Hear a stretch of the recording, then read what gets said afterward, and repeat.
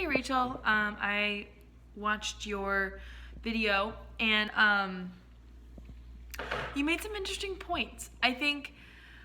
That um, I think that there are benefits to raising a child that way, but I think that your perspective has some really good points because it is true that we generally, if we were open to different to our child liking things that weren't gender specific, then the child may not really have all that much trouble if it's not being like pushed on them to like certain things. Like you said, if a girl likes toy trucks, like what's the big deal? Instead of trying to raise the child as completely gender neutral. Like I said, I do think that there are some benefits to the thought process.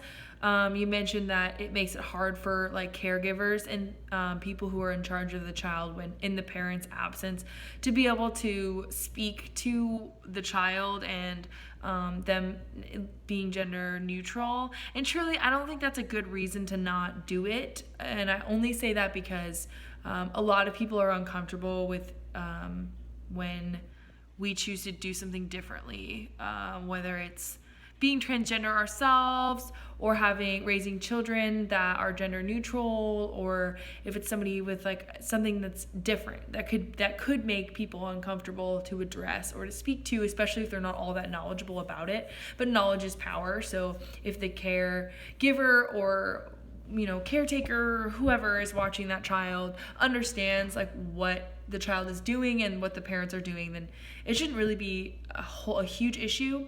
I do think that when the child goes to school, that's going to be a challenge because there are not gender neutral bathrooms as far as I know for children. And if they are, they're like single stalled restrooms, and that's not usually the case.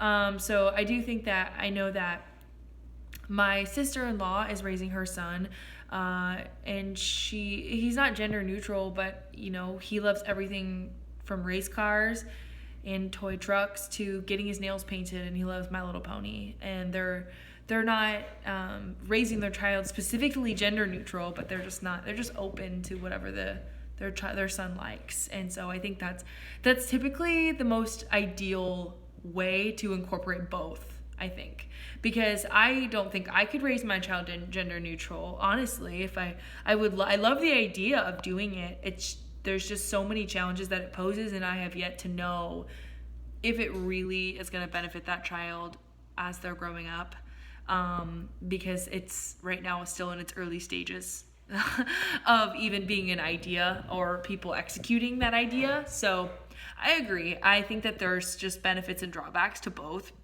And ideally, I would love to incorporate both. So if I were to raise kids, I don't think I would raise them gender neutral and not tell anybody what their biological sex is.